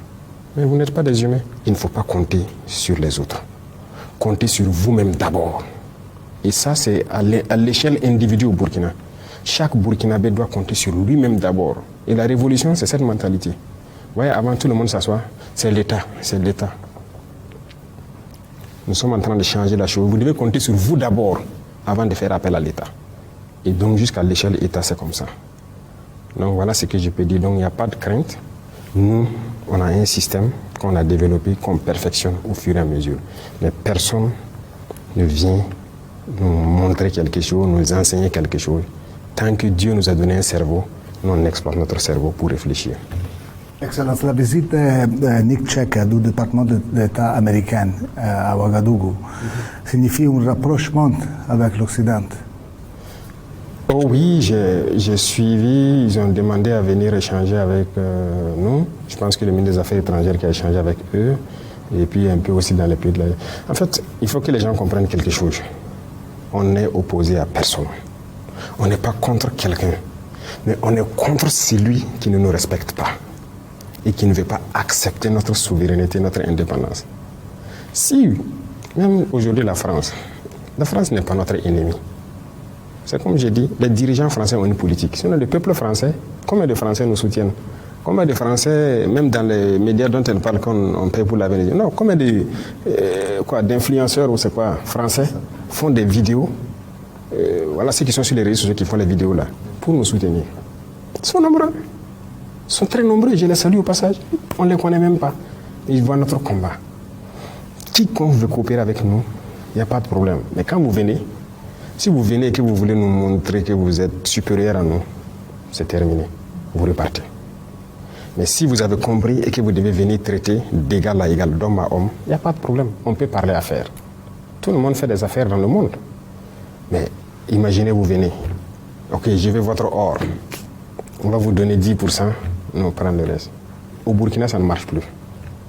Si vous venez, on discute. Vous apportez quoi? Ok. Nous, la ressource nous appartient à 100%. Mais en fonction de ce que vous apportez, on peut évaluer et puis dire, bon, on vous donne 40%, ou bien 45%, ou à la rigueur 50%. Et on les quitte. Et ça, c'est une discussion. Mais si vous ne voulez pas, vous venez avec dans l'esprit que bon, ce sont des nègres, on va prendre ce qu'on veut. Ça ne marche pas. Donc, quiconque veut travailler, veut faire des affaires au Burkina, vous venez avec l'esprit sain, on va le faire. Même si demain, les entrepreneurs français pensent qu'ils peuvent investir au Burkina, ils n'ont qu'à venir. Mais s'il vient avec l'esprit de maître, il vient pour traiter avec des esclaves, on va le mettre dehors et c'est terminé. Mais si vous venez et que vous voulez traiter intelligemment, sans arrière-pensée, on discute, le contrat est clair. Si vous ressortez du contrat, on vous dit de rentrer chez vous. C'est le respect de notre souveraineté, de notre indépendance. Ça, c'est très important. Pourquoi pensez-vous que les jeunes vous aiment autant? Pourquoi je pense que les jeunes m'aiment autant? C'est ce que je ne sais pas moi. Moi, je ne peux pas juger ça. Si les jeunes m'aiment, c'est dû peut-être à notre idéologie qu'on développe. Vous prenez le côté santé. Nous sommes en train d'équiper nos hôpitaux de toutes les technologies possibles. Les coûts de soins ont drastiquement baissé, mais les jeunes vont aimer ou pas. Les médicaments, les prix ont baissé, ça n'a rien à voir avec la sous-région, même en Europe. Vous prenez le domaine des infrastructures. On est en train de construire nos routes nous-mêmes. Les jeunes gagnent de l'emploi, parce que l'agence Faso Mewo emploie des milliers de jeunes burkinabés. Les jeunes aiment ou pas. Tous les pays peuvent faire la même chose. Dans le domaine de l'agriculture, nous avons donné les moyens, nous avons payé des milliers de tracteurs qui cultivent gratuitement les champs de beaucoup de paysans. Et quand c'est des grands champs, c'est subventionné. Tous les pays veulent voir ça ou pas. On produit, cette année on a fait une production record. Depuis que le Burkina existe, on n'a jamais produit comme ça. Mais c'est positif ou pas? Tout le monde va manger à sa faim. Le pouvoir d'achat augmente. On est en train de créer des industries pour transformer nos matières premières. Les jeunes aiment ou pas? Les jeunes seront employés et pour faire fonctionner l'usine, mais aussi dans la mécanique et tout ça. Alors, on prend le domaine du transport et tout. Même le transport urbain, on a vu qu'on était très loin. On a décidé pour une phase de faire payer au moins 500 autobus qui vont transporter les gens. Ça veut dire que beaucoup de gens qui n'arrivaient pas à se déplacer vont pouvoir se déplacer. Et ça fait de l'emploi. Pour 500 autobus, rien que les machinistes, vous avez 1000 personnes qui sont employées. C'est bien ou c'est pas bien? Donc, dans tous les domaines, nous sommes en train d'évoluer. C'est ce que les jeunes voient de positif qu'ils apprécient. Et moi, j'apprécie cela. C'est pas moi, ma personne qui les aime, c'est l'idéologie qu'ils aiment. Et c'est cette idéologie peut-être qu'ils veulent que ça soit dupliqué un peu partout pour les permettre de vivre dignement. Voilà. Quand on prend l'éducation, nous sommes en train de construire des amphis pour nos universités. Regardez comment nos étudiants, le retard que nous...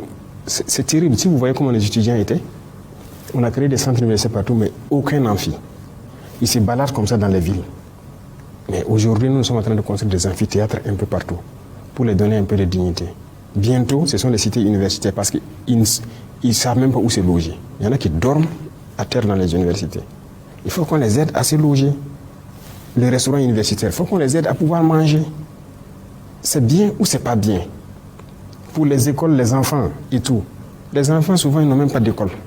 Aujourd'hui, nous avons pris des modèles et nous sommes en train de construire des bâtiments à niveau, bien faits, avec des classes de taille bien réduites.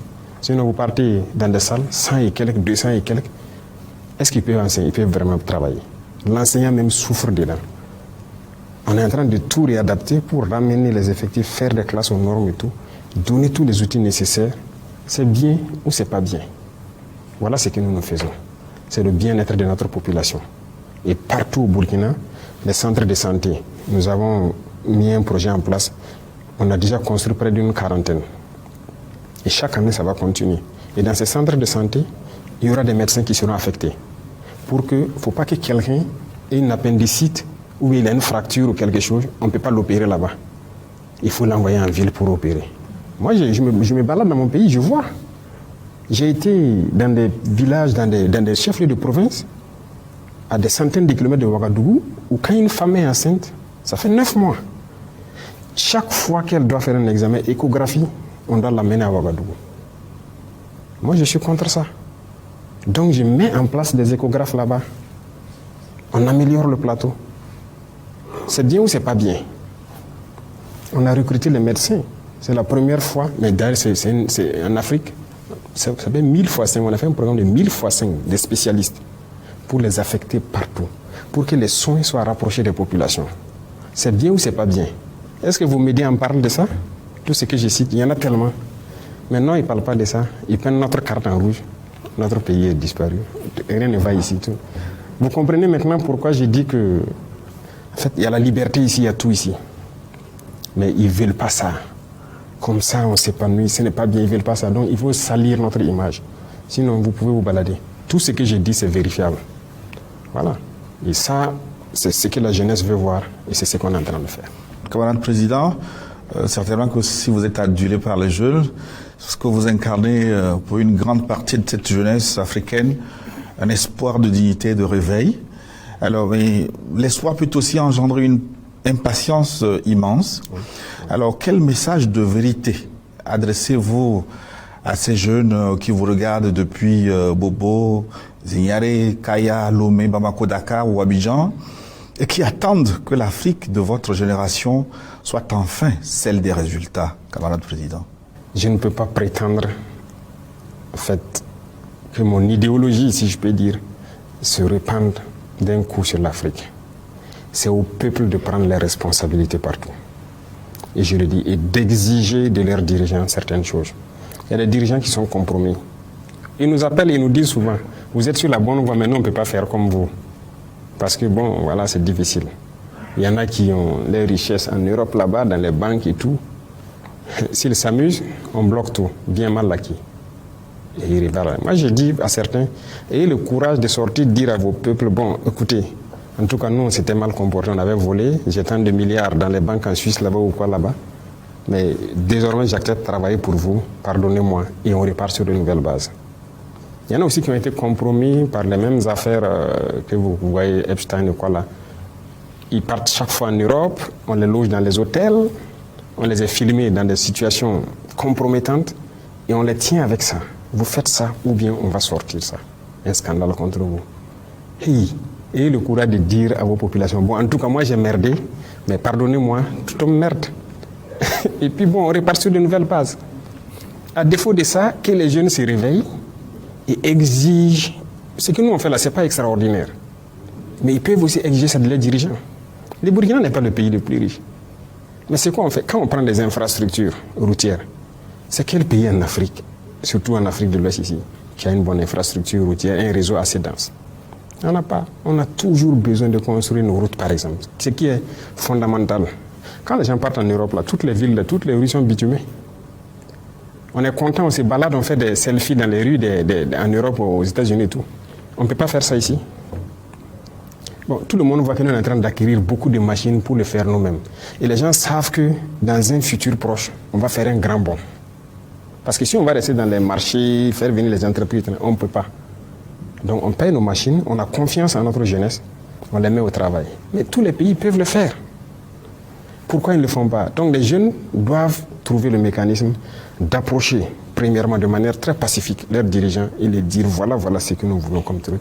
Il faut nous faire travailler avec des solutions concrètes et les amener à le faire. S'ils ne le font pas, il faut trouver une manière de les mettre la pression pour le faire. Maintenant, si le dirigeant est incapable de le faire et qu'il est enchaîné autour de lui, qu'il ait le courage de le dire et puis il démissionne.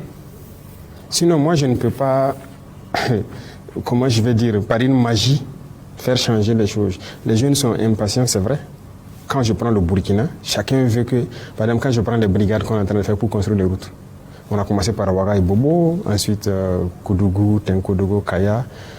Mais il faut que les autres soient patients. Ça vient. Tout le monde aura sa brigade, tout le monde aura ses routes. Mais je ne peux pas faire comme ça d'un claquement de doigts. Donc il y a d'abord de la patience, il y a la méthode. Beaucoup de gens veulent voir tout en même temps, en un coup. C'est impossible. On vient de très loin. Et j'aime dire aux gens, nos pays sont dans les années 1800. Il faut qu'on accepte ça. Se donner encore une vision et lancer la machine avec un peu de patience. Donc la jeunesse sur-régionale, c'est de trouver la formule, en tout cas, de faire la jonction avec les dirigeants, les amener à faire ce qu'ils veulent. Et voilà, il y a beaucoup de choses. Ce que nous on fait quand on nationalise certaines unités industrielles et quoi, les gens ne comprennent pas. Mais c'est un courage qu'il faut aussi. Au Burkina même, il y a des gens qui ne savaient pas, des unités industrielles qui existaient, il y en a qui ne savaient pas que ça n'appartenait pas au Burkina. C'est quand on a commencé à reprendre le contrôle un peu, que des intellectuels même se rendent compte que, donc cette unité-là n'appartenait pas au Burkina. Pourtant, ça ne nous appartient pas. Et c'est à la jeunesse de revendiquer que l'État reprenne ses responsabilités. Nous, on cultive le coton. C'est les autres qui fixent le prix du coton. Parce que même nos sociétés qui gèrent le coton et tout, ne nous appartenaient pas. Et aujourd'hui, on est en train de construire de grandes unités industrielles pour que si on prend le coton brut comme ça, jusqu'à la finition, c'est nous. Tout le monde peut le faire. Donc personne ne viendra nous fixer le prix du coton parce qu'on transforme. Au lieu de vendre le coton, nous on va vendre le fil, si vous voulez. Sinon on vend les tissus, si vous voulez. Le coton rentre dans les soins un peu partout, les compresses. On paye tout de l'extérieur, mais c'est notre coton. L'Afrique peut le faire. Il y en a qui sont premiers producteurs de cacao, mais ce n'est pas eux qui fixent le prix du cacao. L'Afrique doit se réveiller. Et l'Afrique doit chercher la connaissance et se réveiller. Et chercher la connaissance, c'est chercher à savoir beaucoup de choses sur notre vie, notre identité. Et quitter l'ignorance. Et c'est à ce seul prix que nous allons redevenir nous-mêmes, nous développer. Et maintenant, que les gens nous voient aussi comme des humains. Sinon, pour l'instant, je suis au regret de le dire, il y a des États africains, leur manière de faire et tout ce qu'il y a, on ne peut pas nous respecter. Ce n'est pas possible. Donc voilà un peu ce que je peux dire à cette jeunesse, que ce soit burkinabé ou africaine. Il faut qu'on se réveille. C'est possible. C'est possible. Croyons en nous. C'est possible. Tout le monde a un cerveau. Tout le monde peut faire au-delà de ce que vous faites. Vous êtes journaliste. Si vous puisez bien dans votre tête, vous pouvez être un ingénieur mécanicien peut-être. Vous pouvez être un ingénieur électricien. Moi, je suis convaincu d'une chose. Dieu a donné la capacité à tout le monde. Et on ne peut pas être figé sur une seule chose. On peut faire beaucoup de choses. Et c'est ce que j'essaie de booster au sein de la jeunesse. Je rencontre beaucoup de jeunes. Et je les encourage à développer beaucoup de choses. C'est possible. On nous a endormis. Regardez les réseaux sociaux. C'est ça qu'on nous a servi. On dort. Réveillons-nous. Oui, Monsieur le Président, l'Afrique doit se réveiller, vous venez de le dire.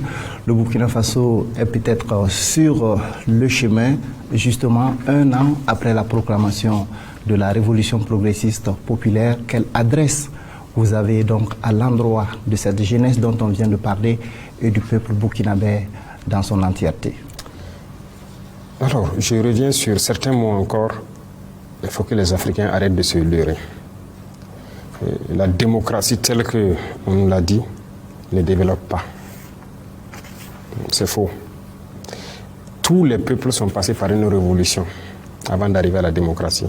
Et comme je dis aux gens, si on se met en tête que nous sommes dans les années 1800 par rapport aux pays développés, il faut une vraie révolution. Révolution dans le comportement, c'est-à-dire le mind, révolution industrielle, révolution dans tous les secteurs pour essayer de créer et devenir nous-mêmes, pour rattraper ce retard. Sinon, la démocratie telle qu'on nous flatte, vous voyez beaucoup de nos intellectuels qui ont été à l'école, démocratie, ils ne savent même pas ce que c'est. Les mêmes qui crient ça, sur le même instant, si vous l'attrapez, vous le dites, ok, démocratie, on tue des enfants, démocratie, on largue des bombes, on tue des femmes, on détruit des hôpitaux, on tue des populations civiles, c'est ça la démocratie? Ils font comme s'ils ne voient pas ça. Là, ils ont les yeux fermés. Il faut que les jeunes Africains comprennent que c'est faux. Cette notion de démocratie, elle est fausse. C'est juste un bâton que les gens tiennent et ils le sortent contre les Africains et certains peuples. C'est tout. Donc, il faut oublier la notion de démocratie. Il faut prendre l'esprit révolutionnaire. révolutionner nos vies. Et l'esprit révolutionnaire, ça demande beaucoup de sacrifices. Parce que comme je l'ai dit, les mentalités ont été détruites. Regardez, dans certains pays en Afrique, les jeunes ne peuvent même pas s'asseoir, parler du sérieux de l'avenir de leur pays. Tout ce qu'on sait faire, ouais, les histoires de buzz sur les réseaux sociaux, c'est ce qui intéresse. Les futilités. Il faut qu'on quitte cela. Je dis souvent, quand je sors, il faut que les jeunes reviennent à la science.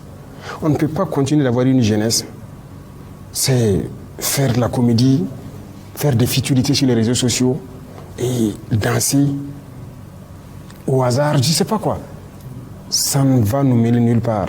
Et quand vous regardez les soi-disant influenceurs ou quoi, ceux qui font les vidéos, qui font ces conneries-là, c'est-à-dire il est là, ou bien une fille, elle est là, elle danse seulement, c'est là-bas qu'on suit. C'est des millions de vues.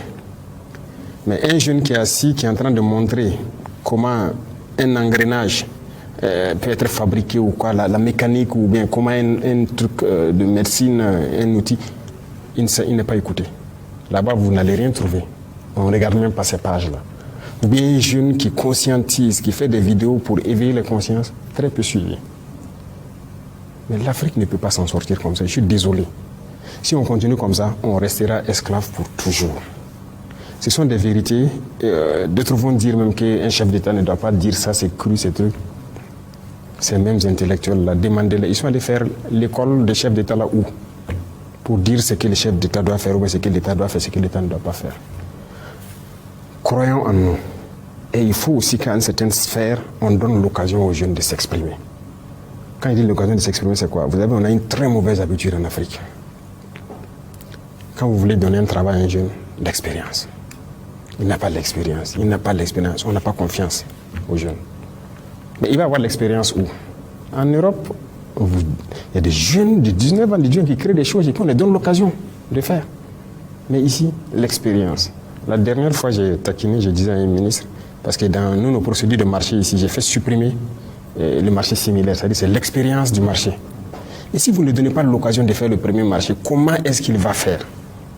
Moi, j'ai fait supprimer ça, j'ai fait supprimer beaucoup de conditions. Il y a un ministre qui disait qu'il faut être prudent, c'est quoi. Il dit c'est à nous de mettre tout en œuvre pour que le jeune soit droit et faire ce qu'il doit faire.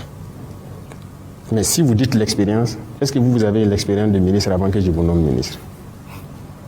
Et les gens ont ri. Mais arrêtons avec ça. Ayons confiance aussi aux jeunes, donnons-leur c'est-à-dire la chance de s'exprimer. Et ça, c'est important. Si on se réveille et qu'on a confiance en nous et qu'on nous donne l'espace, moi, je pense que l'Afrique peut s'en sortir. Le cas échéant, il ne faut pas se flatter. Tout ce qu'on fera, en fait, on va créer nos petits Eldorado. C'est-à-dire que quelques pays vont se développer, mais la grosse masse n'ira nulle part.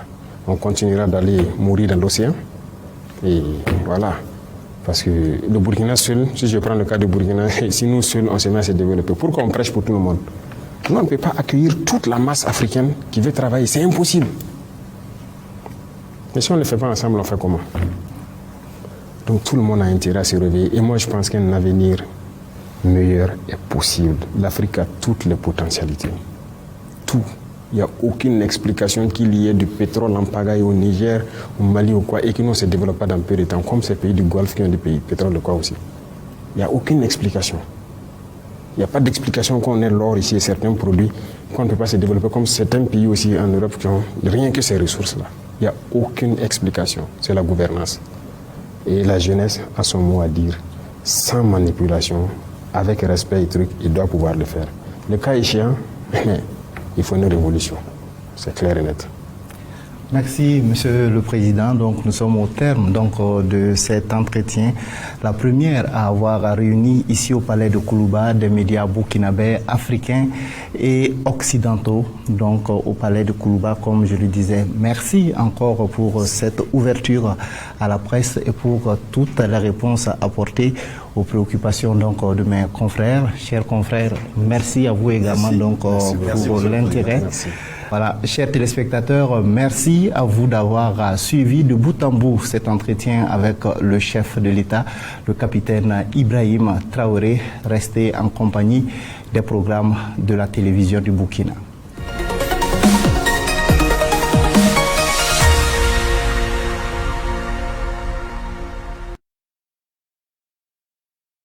10